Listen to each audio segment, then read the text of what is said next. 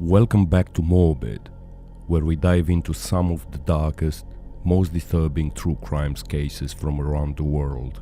Today's story takes us to a small town in New South Wales, Australia, where love, obsession, and rage culminating in one of the most gruesome crimes in the nation's history. This is the case of Katherine Knight. Katherine Knight was born in 1955 in a chaotic, violent household. Her mother had left her husband for his friend, Katherine's father. The scandal that followed left the family ostracized in the rural community. Katherine's childhood was scarred by trauma. She was reportedly abused, bullied, and grew up surrounded by violence. But what stood out even more was her fascination with death. As a child, she once hung butcher's knives above her bed, claiming they made her feel safe. This early obsession would follow her for the rest of her life. Katherine dropped out of school at 15 and started working in a slaughterhouse. She quickly developed a reputation of someone skilled with knives, but also with a violent temper.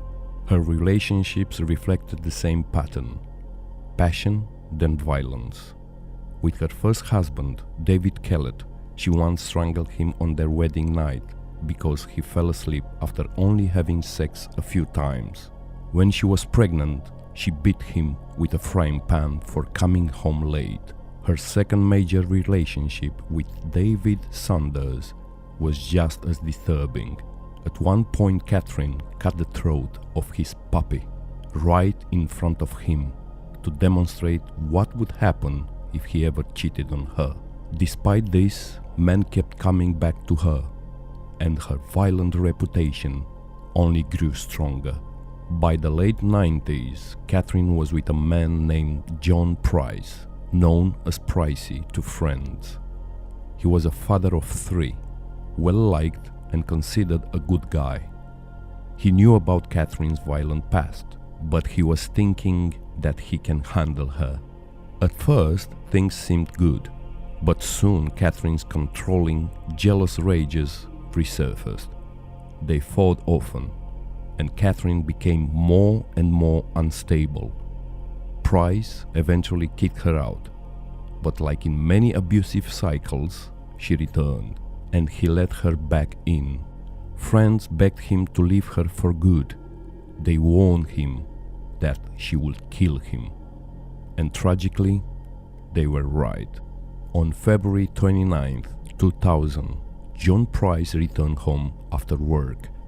He knew Katherine had been violent lately, and he told to his co-workers that if he didn't show up for the next day, it was because she had killed him. That night, Katherine came over. They had sex and John went to bed. While he slept, Katherine retrieved one of her beloved butcher knives. She stabbed him at least 37 times. John tried to escape. Blood evidence showed he fought hard, managing to reach the front door before collapsing. But Katherine dragged him back inside and finished the job. What came next was almost unspeakable. Katherine skinned John's body completely. She hung his skin from a meat hook in the living room. Then she decapitated him and cooked parts of his body, preparing meals with potatoes, pumpkin, and gravy. Plates of this grotesque meal were set at the table, with John's children's names written on them. It seemed like Katherine intended for them to eat their father. When police arrived the next morning, they found the horrific scene. Katherine had taken a large number of pills in an apparent suicide attempt, but survived. The crime shook Australia. Even seasoned detectives were horrified by the brutality. In 2001, Katherine Knight became the first woman in Australian history to be sentenced to life imprisonment without parole. The judge declared she should never be released. Today, she remains behind bars at Silverwater Women's Correctional Centre in New South Wales. Katherine Knight's case is remembered not just for the shocking violence, but for what it reveals about cycles of abuse, unchecked rage, and the chilling escalation of domestic violence. John Price's story is a reminder that warning signs, no matter how bizarre or extreme, should never be ignored. Thank you for listening to this episode of Morbid.